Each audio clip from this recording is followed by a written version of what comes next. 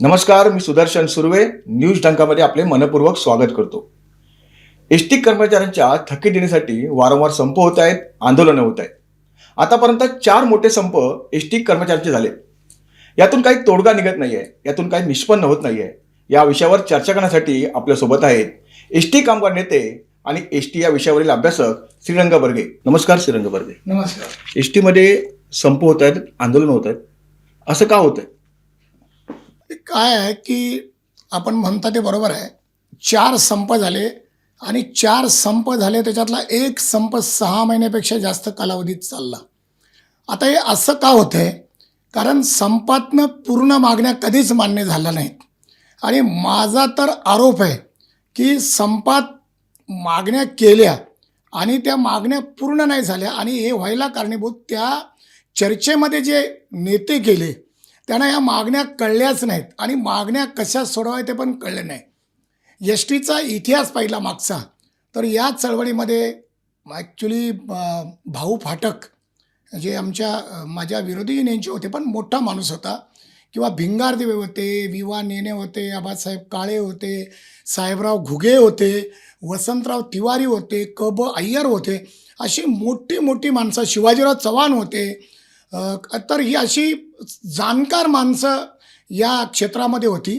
ते मुद्दे सोडवताना अभ्यास करून मुद्दे मांडायचे आणि अभ्यास करूनच ते मुद्दे सोडवायचे, असं होतं. पण दुर्दैवाने या 4 संपामध्ये मी तर म्हणतो की नेतृत्व ज्यांना माहिती नाही अशा लोकांनी केलं. चळवळ माहिती नाही, ज्यांना मुद्दे कसे सोडून घ्यायचे, पैसे कुठून उपलब्ध करायचे, कसे उपलब्ध होतील याची माहिती नाही, नीट मांडणी केल्यामुळं प्रश्न अपूर्ण राहिले, आणि पुन्हा पुन्हा 4 संप मोठे होऊनही त्यातून काही निष्पन्न झालं नाही. आणि आता परत एक आमचं उद्या सोमवारी द्वारसभा आहेत, आणि 29 तारखेला धरणे आंदोलन आहे. कदाचित त्याच्यातून चक्काजाम होऊ शकतो. हे याचं मुख्य कारण आहे. वारंवार आंदोलन करायला लागतंय, याला जबाबदार नेमकं कोण आहे? नाही, याला जबाबदार त्या आंदोलनाचं नेतृत्व करणारे पुढारी जबाबदार आहेत. लक्षात घ्या, नेतृत्व चुकीच्या लोकांच्या हातात होतं. आता तुम्हाला उदाहरण द्यायचं की एका संघटनेने नोटीस दिली. आता जो 6 महिन्याचा संप झाला, ती संघटना त्यातून बाद झाली. नंतर ॲडव्होकेट गुणरत्न सदावर्तेंकडे त्याचं नेतृत्व आलं. त्यांनी सरकारशी चर्चाच केली नाही. ते निव्वळ मीडिया आणि मग विषय सोडून भावनिक मुद्दे घेऊन मग हा विषय न्यायालयात गेला, आणि ते आंदोलन पुढे पुढे पुढे एवढे मृत्यू झाले, तेवढे मृत्यू झाले, आणि खरोखर मृत्यू होत होते कर्मचाऱ्यांचे. त्या काळात कर्मचाऱ्यांनी आत्महत्या केली, हे दुर्दैवी आहे. आणि त्या मृत्यूवरती मार्ग काढून तो प्रश्न सुटवायचा त्यांनी प्रयत्न केला नाही की मृत्यू थांबले पाहिजेत म्हणून. ते निव्वळ आंदोलन चालवत राहिले. आणि मग त्याच्यानंतर सदाभाऊ खोत आणि गोपीचंद पडळकर हे या आंदोलनात आले. आणि खरं तर सदाभाऊ खोत हे चळवळीत काम करणारे नेते आहेत. त्यांच्याबद्दल मला आदरच आहे नेहमी. ते शेतकरी आंदोलनात असतात म्हणून, आणि ते आम्ही बघतो त्यांची आंदोलनं. पण काय झालं, ही 2 सुद्धा नेते होते, तेही नौके होते. त्याने काय केलं, त्यावेळी 5, 4, 2.5 अशी वेतनवाढ केली. म्हणजे त्यांनी मग त्याच्यात सेवाज्येष्ठता पाळली नाही, आणि पुन्हा हा प्रश्न सुटला नाही. मग त्याच्यानंतर पुन्हा संघटनांनी एक कृती समिती केली, आणि एकनाथ शिंदे साहेबांनी अतिशय चांगला निर्णय घेतला.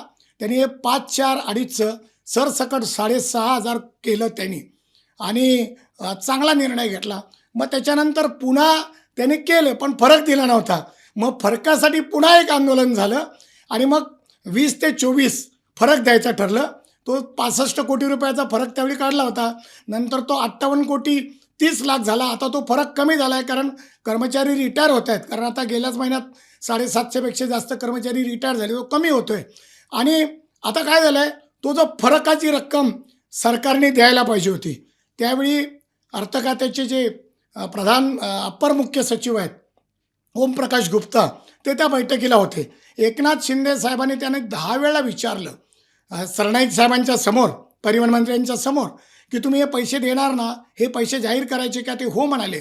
याचं रेकॉर्डिंग आहे, याचं मिनिट्स काढले. पण गेले 7 महिने सरकारने त्याच्यातला एकही पैसा दिला नाही. परिणामी काय झालं आहे की ते तर पैसे आता काय केलं आहे की लोकांचा असंतोष झाला. मध्यंतरी परिवहन मंत्री प्रताप सरनाईक साहेब आणि एस टी महामंडळाचे अध्यक्ष त्यांनी असा निर्णय घेतला की आपल्या उत्पन्नातनं ते पैसे द्यायचे. पण झालं आहे काय आता, उत्पन्न कमी झालं आहे. म्हणजे गेल्या महिन्यात 78 कोटी रुपये लॉस आहे एस टी एप्रिलमध्ये. मेमध्ये आताच मी काल महाराष्ट्र टाईम्सला वाचलं की 48-49 कोटी रुपये, म्हणजे 78 कोटी मागच्या एप्रिल महिन्यामध्ये, आणि मेमध्ये साधारणतः 48-49 कोटी रुपये एस टी लॉस आहे. म्हणजे सीझनमध्ये एस टी लॉस आहे. त्याच्यामुळं एस टी कुठून देणार पैसे? आता काय झालं आहे की नोव्हेंबर 25 पासून जेवढे पगार झाले त्या सगळ्या पगारामध्ये नक्त वेतन दिले गेलं. आणि त्याच्यामुळं काय झालं की पी एफ आहे, ग्रॅज्युटी आहे, बँक आहे, नंतर रजा रोखीकरण आहे कर्मचाऱ्यांची, मेडिकल बिल आहेत, ही सगळी रक्कम एस टी महामंडळाने त्या त्या संस्थांना दिलीच नाही. त्याच्यामुळं आमचा पी एफचा ट्रस्ट आहे, ग्रॅज्युटीचा ट्रस्ट आहे, आमची बँक आहे कर्मचाऱ्यांची, पतपेढे आहेत, ग्राहक संस्था आहेत, त्या अडचणीत आली ते पैसे न भरल्यामुळं. आता काय केलं आहे की नक्त वेतन दिलं जातं कर्मचाऱ्यांना. आणि पुढे आता असं आहे की माझ्या माहितीप्रमाणे 633 कोटी रुपयाचं तूट आलेली आहे ह्याच्यामध्ये. आता ती 33 कोटीची तूट आहे. आता तुम्हाला सांगतो पुढं काय प्रॉब्लेम आहे तो. आता अजून 1 महिन्यामध्ये नक्त वेतन ते देऊ शकतील. कारण सध्या जे नक्त वेतन दिलं जाते सवलत मूल्य रकमेतनं, आता ही सवलत मूल्य रक्कमही कमी झाली आहे. ती मध्यंतरी 490 कोटी वगैरे गेली होती, ती आत्ता गेल्या महिन्यात 366 कोटी झाली. या महिन्यात ही 400 कोटीच्या दरम्यानी मला वाटतं. म्हणजेच प्रत्येक महिन्याला सगळा जो कर्मचाऱ्यांच्या वेतनावरचा खर्च आहे तो 533 कोटी आहे. आणि मग त्याच्यामुळं ह्याच्यात कमी पडतात पैसे.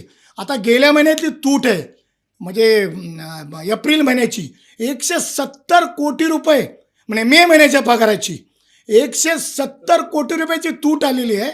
आणि त्याच्यामुळं ही तूट वाढत राहिली आहे. मी तुम्हाला सांगतो अशी विदारक परिस्थिती आली आहे की आता पुढच्या महिन्यात एक पगार देता येईल माझा अंदाज आहे, त्याच्यानंतर पगार देता येणार नाही.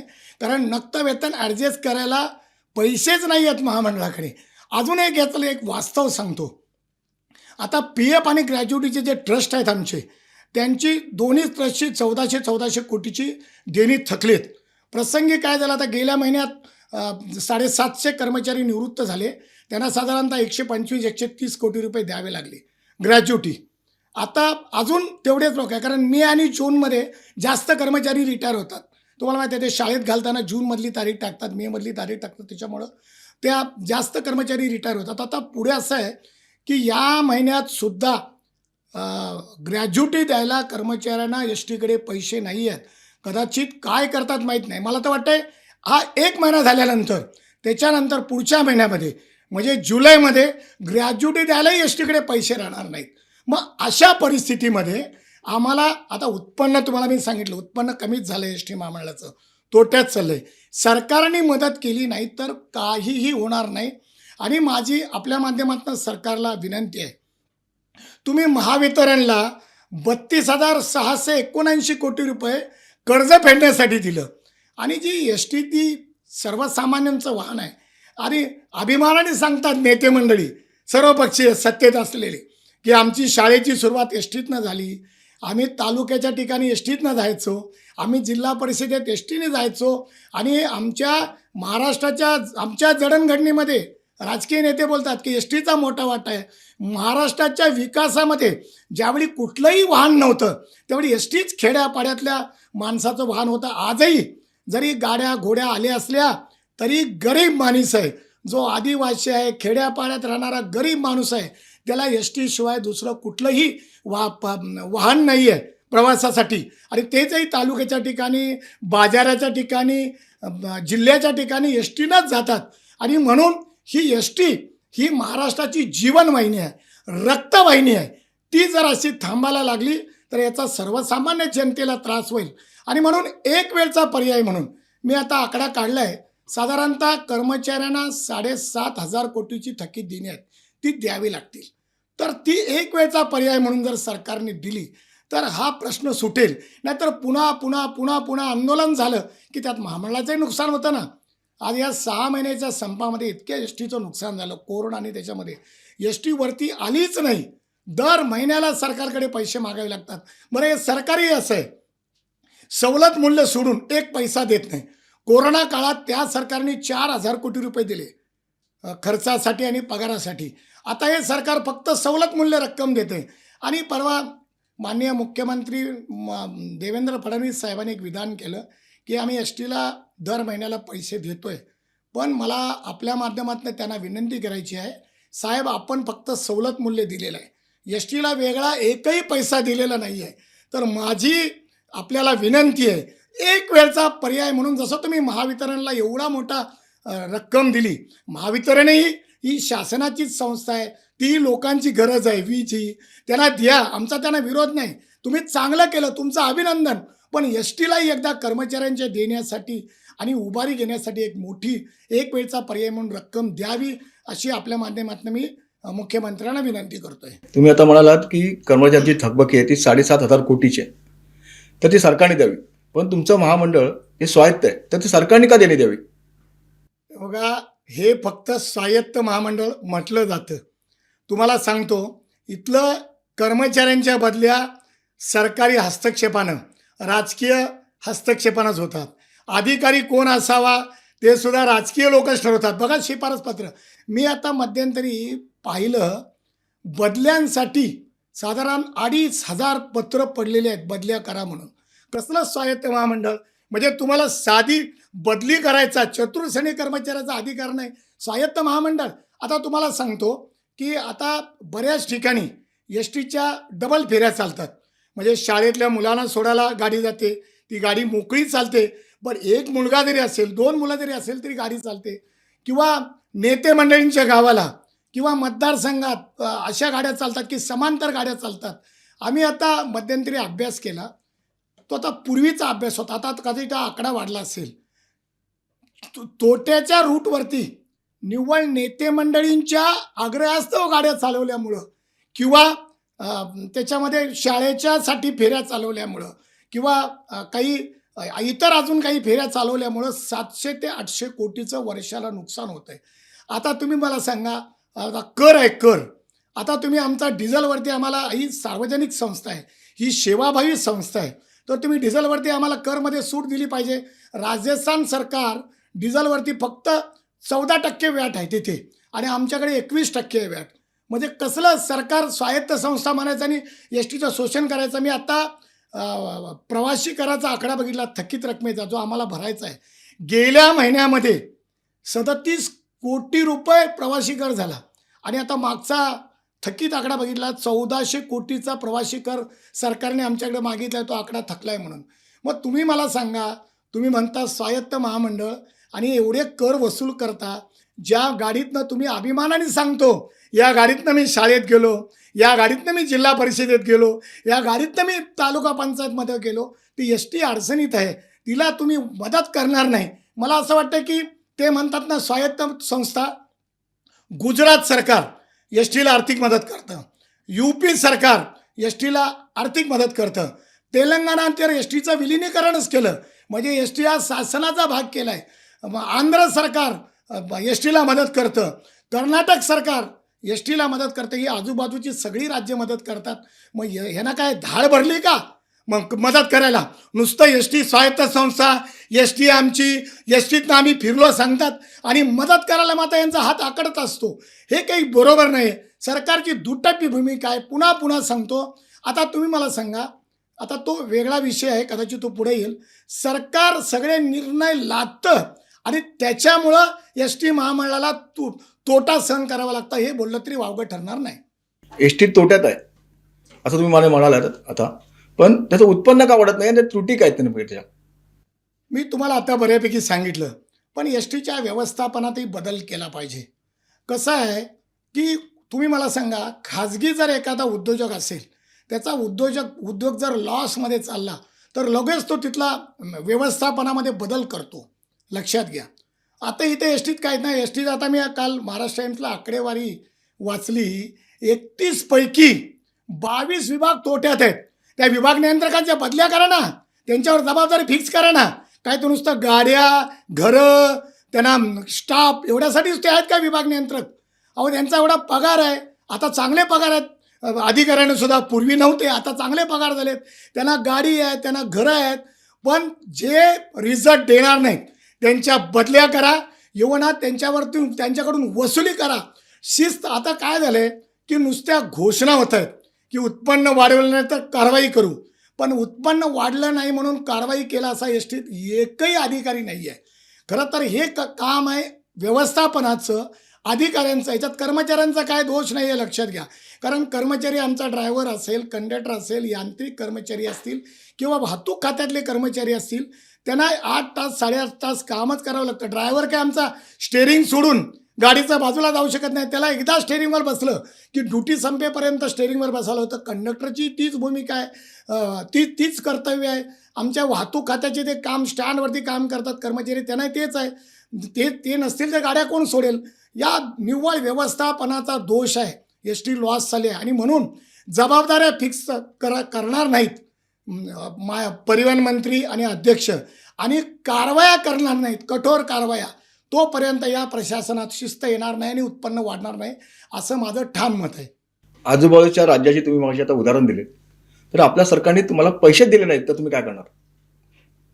मी तुम्हाला सांगतो, त्यांना पैसे द्यावे लागतील कर्मचाऱ्यांच्या देण्यासाठी, कारण हा आकडा खूप मोठा आहे, लक्षात घ्या. आमची काय चूक आहे कर्मचाऱ्याची सांगा?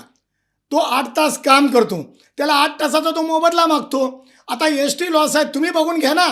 सरकारचा अंगीकृत व्यवसाय आहे. तुम्ही या व्यवसायातनं तुम्ही सगळी बंधनं घालता, इथं गाडी सुटली पाहिजे, तिथं गाडी सुटली पाहिजे, हे करा ते करा. कोण अधिकारी? तुमचे MD तुमचे IAS अधिकारीच आमच्याकडे आहेत, FA तुमचे IAS अधिकारी आहेत, स्थापत्य खात्याचे महाव्यवस्थापक तुमचे बाहेरचे आहे, IP आता IPS अधिकारी, सुरक्षा व दक्षकारी शासनाचाच आहे.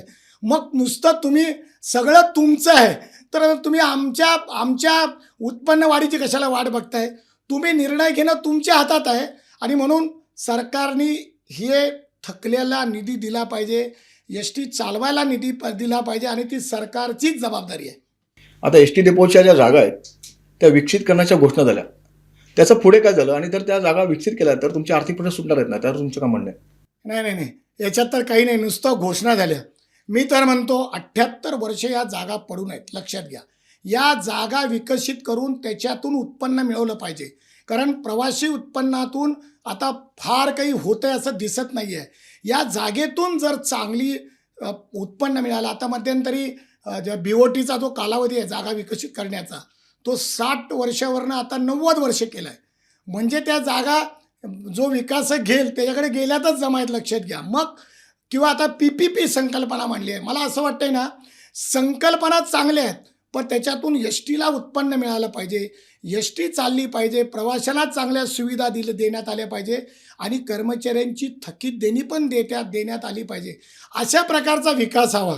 नुसता आता मी मध्यंतरी एक अभ्यास केला की आमची जी ठाण्याची जागा जी विकसित केली आहे त्याच्यात एस टी महामंडळाला काहीच फायदा नाही, यार जागा हडप करून टाकली त्यांनी, असंही होता कामा नाही. आणि म्हणून हे एस टीच्या जागा, आणि तुम्हाला सांगतो जागा विकसित करायला आमचा विरोध नाही, असणार नाही. आम्हीच म्हणतो या जागा विकसित करा, पण त्या जागा विकसित करून त्याच्यातून प्रवाशांना जास्तीत जास्त सुविधा. आज स्पर्धेचं युग आहे, खाजगी जर वाहन चालक चांगल्या सुविधा देत आहेत तर त्यापेक्षा आम्ही चांगल्या सुविधा दिल्या पाहिजे, त्याच्याकरता पैसा लागेल. म्हणून या जागेतून पैसे मिळाले पाहिजेत आणि त्याच्यातून एस टी चालली पाहिजे, प्रवाशांना चांगल्या सुविधा दिल्या पाहिजे आणि कर्मचाऱ्यांची देणी पण त्याच्यातून दिली पाहिजे. एस टी महामंडळाने भाडेतत्वावर एस टी चालवल्या घेतल्यात, म्हणजे गाड्या चालवायला घेतल्या, त्या उडून तडून चालवल्या जात आहेत, त्या तोट्यात आहेत. त्यामागचं नेमकं काय कारण आहे? हे बघा, आता EVच्या गाड्या आणायचं हे सरकारचं धोरण आहे आणि त्याच गाड्या आता भाडेतत्वावरच्या आहेत, बाकी थोड्या गाड्या भाडेतत्वावरच्या आहेत. आता हा प्रकल्प चालवायचा होता त्यावेळी जो करार झाला, मला असं वाटत नाही जगातला पहिला असा करार आहे की जो तो किलोमीटरला तोटा होतोय माहिती आहे तरी तो करार केला. आता तो करार कुणाच्या दबावाखाली केला, तो करार कुणी केला, ज्यांनी तोट्याचा आतबट्ट्याचा हा करार केला त्याची चौकशी झाली पाहिजे, तो का केला याची चौकशी झाली पाहिजे आणि जबाबदारी फिक्स केली पाहिजे. नाही आता सरकार आता मध्यंतरी माननीय मुख्यमंत्र्यांनी जाहीर केलं की संपूर्ण एस टी EV करणार, म्हणजे इलेक्ट्रिक बस करणार. अहो साहेब बरोबर आहे, पण आता जो लॉस होतोय तो भरून कोण देणार?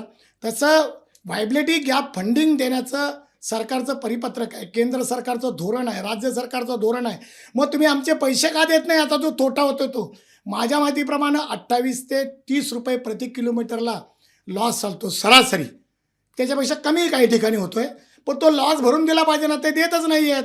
मग लॉस भरून देत नाही तर मग या गाड्या बंद केल्या पाहिजे, हा करार रद्द केला पाहिजे. आता कसं आहे, एकीकडे सांगता तुम्ही उत्पन्न वाढवा, तुमची स्वायत्त संस्था आहे, आणि दुसरीकडे हे असं गळ्यात लोंढा बांधून ठेवता तुम्ही. हा EVमध्ये गळ्यात लोंढा बांधलेला आहे आणि बैल शर्यतीला सोडलेला आहे. कसं काय शर्यत करू शकेल लक्षात घ्या. आणि म्हणून हा लोंढा काढला पाहिजे, नाहीतर ते मग VGF दिला पाहिजे. त्याचा VGF दिला तर काही म्हणणं नाही. तुमचं धोरण राबवायचं राबवा. आणि मलाही असं वाटतं की आज इंधनावरचा जो खर्च वाढला आहे, त्या परिस्थितीत या पर्यावरणपूरक इंधन विरहित गाड्या आल्या पाहिजेत. ती काळाची गरज आहे आणि ती सरकारची धोरण चांगलंच आहे, पण त्याचे जे पैसे आहेत ते सरकारने दिले पाहिजे. आता दुर्दैव आहे सांगतो तुम्हाला, परिवहन मंत्री महोदयांनी स्वतः पत्र लिहिलं ST महामंडळाचे अध्यक्ष म्हणून की हा जो VGF आहे तो द्या, किंवा याच्यामध्ये या गाड्या हा प्रोजेक्ट रद्द करा म्हणून सुद्धा त्यांनी पत्र दिले, देणी देण्याचं पत्र दिले. दुर्दैवी आहे, संस्थेचा प्रमुख परिवहन मंत्री प्रताप सरनाईक हे मागणी करतायत आणि त्याची जर दखल घेतली जात नसेल सरकार लेवलला तर हे दुर्दैवी आहे. आणि म्हणून आम्ही आंदोलनाची नोटीस दिली आहे. मला असं वाटतं की एवढी सगळी आम्हालाही कळतं की 7,500 कोटी रुपये सरकार एकावेळी देणार नाही, पण तुम्ही कबूल करा. आणि आता त्याच्यामध्ये मी तुम्हाला आकडेवारी वाचून दाखवतो, तुम्ही मला परवानगी दिली तर. पण ती देतो, कबूल करा आणि आता चालूला तरी सुरू करा. समजा फरक आता जसा तुम्ही आता एकनाथ शिंदे साहेबांनी जो मागे 6,500 रुपयाची वाढ केली होती, त्याचा 4 वर्षाचा फरक चालू केला टप्प्याटप्प्याने, तसा ह्याला टप्पे द्या. लेट द्या ना, आम्ही कुठं म्हणतो आताच द्या म्हणून. लेट द्या, कारण आम्हालाही कळतं. हे बघा, मागणी केली म्हणजे देता असं नाही. मग 4 स्तंभ का झाले असते? याचा अर्थ आम्हालाही कळतं की हे पैसे कुठून आणायचे, सरकारला सुद्धा ते पैसे ॲडजस्ट करावे लागतील. टप्प्याटप्प्याने द्या, पण कर्मचाऱ्यांचे हक्काचे पैसे त्यांना मिळाले पाहिजेत, एवढीच आमची भूमिका आहे. आणि आंदोलनासाठी आंदोलन किंवा विरोधासाठी विरोध असं कधीच घडणार नाही. तुम्हाला माहीत आहे, माझी राजकीय विचारधारा वेगळी आहे, पण ST ही माझी मातृसंस्था आहे. जो STच्या बाजूने असेल तो आमचा, मग तो सरकारमधला कुठलाही घटक असेल. आता आम्ही एकनाथ शिंदे साहेबांचं वारंवार कौतुक करतो. 6,500 रुपयाची वाढ केली आणि त्याचा फरक द्यायचं कबूल केलं. त्यांनी ज्येष्ठ नागरिकांना, अमृत ज्येष्ठ नागरिकांना सवलत दिली, त्यांनी महिलांना सवलत दिली आणि STचं उत्पन्न वाढवलं. त्यांचं कौतुक करतो. सरनाईक साहेबही कर्मचाऱ्यांच्या बाजूने नेहमी, त्यांचंही कौतुक करतो. पण सरकारचं जे अर्थ खातं आहे तिथे जे बसले झारीतले शुक्राचार्य, तेच या निधीला अडचण आणतायत. आणि सुदैवाने आता ते खातं राज्याचे मुख्यमंत्री देवेंद्र फडणवीस साहेबांकडे आलं आहे. त्यांनी जर ठरवलं तर हे पैसे देऊ शकतात ते, पण त्यांनी ठरवायला पाहिजे. आणि म्हणून आपल्या माध्यमातून त्यांना पुन्हा एकदा विनंती करतो की साहेब, एक वेळचा पर्याय म्हणून ST चालवायला आणि कर्मचाऱ्यांच्या देणी द्यायला पैसे द्या. तुम्ही महावितरणला दिले, आमचीसुद्धा महावितरणसुद्धा सरकारचाच भाग आहे आणि STसुद्धा सरकारचाच अंगभूत व्यवसाय आहे. एकदा तुम्ही द्या आणि हा प्रश्न निकाली काढा, नाही तर पुन्हा आंदोलनात STचं नुकसान होतं, सरकारच्या प्रतिमेवरती परिणाम होतो. आणि म्हणून मन एक आहे, आता नाही तर कधीच नाही, अशी आम्ही भूमिका घेतली आहे. कारण आम्ही जर दुसऱ्या लोकांवर टीका करतो की 4 आंदोलनात त्यांनी काहीच केलं नाही, तर आता निदान तुम्हाला सांगतो, एका वेळात हा प्रश्न सुटणार नाही. पण आम्हाला फक्त कबूल करा की या इतक्या वर्षात आम्ही ही देणी देतो. आणि आता जी महागाई भत्ता आहे तो आता चालू करायचं कबूल केले त्यांनी. घरभाडे भत्ता आहे तो त्यांनी चालू केले, कबूल केले त्यांनी. महागाई भत्ता लागू सरकारला, राज्य सरकार लागू झाल्यानंतर द्यायचं कबूल केले. फक्त जो 16 ते 20 जो फरक आहे 1% तो अन्याय आहे आणि त्याच्यामुळं खूप मोठा लॉस कर्मचाऱ्यांचा होतो आहे. आणि म्हणून तो 16 ते 20 जी वेतनवाढ आहे 1%नी कमी केलेली आहे, ती जर लागू केली तर त्यावेळेपासून 16पासून आतापर्यंत सगळं रिवाईज पगार होईल लोकांचा आणि त्याच्यातून चांगला लाभ होईल. आणि द्यायला पाहिजे, का देऊ नये? यापूर्वीच्या लोकांनी चूक केलेली, हा फरक त्यांनी त्याच वेळी आंदोलनात मागून घ्यायला पाहिजे होता, त्यांनी घेतला नाही. पण ठीक आहे ना, चुकीतून शिकायला होतं. निदान आम्ही तरी अभ्यास करून आज बोलतोय की बाबा ही चूक झाली आणि कर्मचाऱ्यांनी दिला. तो 1%चा जो फरक आहे तो दिला पाहिजे. त्यालाही आता तुम्हाला मी सांगतो, अशी आता मी तुम्हाला सांगितलं की गेल्या महिन्यामध्ये 170 कोटीची तूट आहे. आणि सरकारकडे मागणी केली 170 कोटी पगाराला कमी पडले म्हणून. आता या तुटीमध्ये अजून हे मला वाटतं वार्षिक वेतनवाढ, महागाई भत्ता आणि घरभाडे भत्ता वाढलेला, याची सगळी अमाऊंट 19 कोटी रुपये होते. त्या 533मध्ये आणि 19 कोटी वाढवा ना, आणि मग आता हे थकलेल्या अमाऊंटचं तुम्हाला काहीतरी करावंच लागेल ना. जे आता 6 महिने तुमचे जे 633 कोटी काहीतरी अमाऊंट ठकलेली आहे ती तुम्हाला द्यायची आहे. त्याच्यात हे पण घ्या मागून आणि या पुढे मागून घ्या आणि कायमस्वरूपी तोडगा काढावा अशी सरकारला आपल्या माध्यमातून हात जोडून विनंती आहे. तुम्ही अशी आकडेवारी सांगली होती, ती जरा प्रेक्षकांना जर आमच्यात दाखवाल. हे बघा, मी तो आता कर्मचाऱ्यांची देण्यांचा जो आकडा काढलाय तो असा आहे, 2016 ते 2020 हा वेतनवाढीचा जो फरक आहे तो लागू केला तर तो पुढे चालू होईल. म्हणजे तेवढ्या कालावधीकरता नाही, वेतन रिवाईज होईल, वेतन श्रेण्या रिवाईज होतील आणि ते पुढे आतापर्यंत साधारणतः 1600 कोटी रुपये भार येईल. फरकाचा फरक द्यावा लागेल. थकीत महागाई भत्ता आणि घरभाडे भत्ता मी जो अभ्यास केला आहे 970 कोटी रुपये लागतील. आता बघा, PF 1400 कोटी थकला आहे, तो त्या संस्थेला भरला पाहिजे ना. कारण आमचा PF कसा देणार रिटायर कर्मचाऱ्यांना? ग्रॅज्युटी 1400 कोटी थकलेली आहे, ती दिली पाहिजे ना. म्हणजे ते 2800 कोटी झाले. आता रजा रोखीकरण आहे कर्मचाऱ्यांचं, अधिकाऱ्यांचे 60 कोटी दिलेले नाही आहेत. मेडिकल आणि प्रवास भत्ता 12 कोटी नाही आहेत. आणि तुम्हाला सांगतो की कर्मचाऱ्यांना जे म्हणजे आता विविध जी देणी आहेत ती भरलेली नाही आहेत, त्याची साधारणतः 640 कोटी रुपये मी आत्ताच सांगितलं ती देणी आहेत. आणि इतर देणी आणि CTC कॉस्ट टू कंपनी म्हणजे PF, ग्रॅज्युटी, वेतनवाढ ह्याच्यावर कॉस्ट टू कंपनी आकारली जाते, तर त्याची आणि इतर देण्यांची 1418 कोटी रुपये एकंदरीत देणी आहे. असे मिळून 7500 कोटीची देणी थकलेली आहेत. ती जर सरकारने द्यायला एक वेळचा पर्याय म्हणून पैसे दिले तर मला वाटतं संप आणि आंदोलन करायची घोषणा. आम्हाला कुठं संप करायचं, आम्ही घोषणा केली म्हणजे संप केला असं नाही आहे, किंवा मागण्या मान्य केल्या तर संप कशाला करायला लागेल. पण मला हेही कळून चुकलंय की आता पुन्हा संप होणार नाही, लक्षात घ्या. आणि आम्हालाही संप करण्यात स्वारस्य नाही, आंदोलन करण्यात स्वारस्य नाही. आता नाही तर कधीच नाही. एकदा तुकडा पडा, एकदा निर्णय घ्या, हे आपल्या माध्यमातून मला सरकारला सांगायचं आहे. कंत्राटी कामगारांची घोषणा झाली आहे, त्याचं पुढे काय झालं, ते का रखडलंय?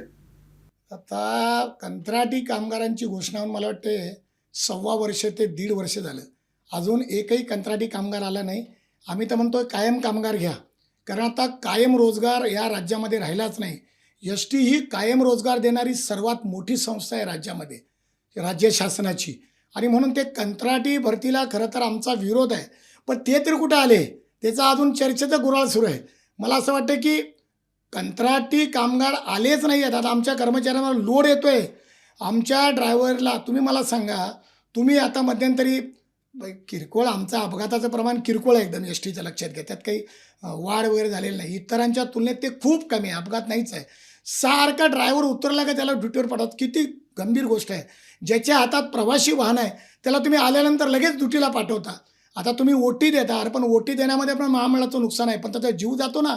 तुम्ही मला सांगा, ड्रायव्हर आणि कंडक्टरचा जो जॉब आहे तो कुणी करून दाखवावा. एवढी उष्णता बाहेर आहे, आपण चालताना म्हणजे डोक्यावरती काहीतरी टाकून चालतो, कापड चालतो, व्हाईट कापड टाकतात बघा ते मराठवाड्यात, विदर्भामध्ये. आमचा ड्रायव्हर त्या इंजिनच्या बाजूला बसतो. आता इंजिनच्या वापा बघा, अक्षरशः ना, मी तर म्हणतो की STतला आमचा मी अभ्यास केला की चालक अक्षरशः त्याचं रक्त शोषलं जातं. STच्या गाडीवरती कुणी येऊन बसून दाखवावं आणि 8 तास गाडी चालवून दाखवावी, लय हार्ड ड्युटी आहे.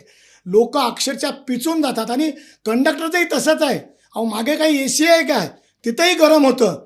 आणि म्हणून हे सगळे मुद्दे निकालात निघाले पाहिजेत.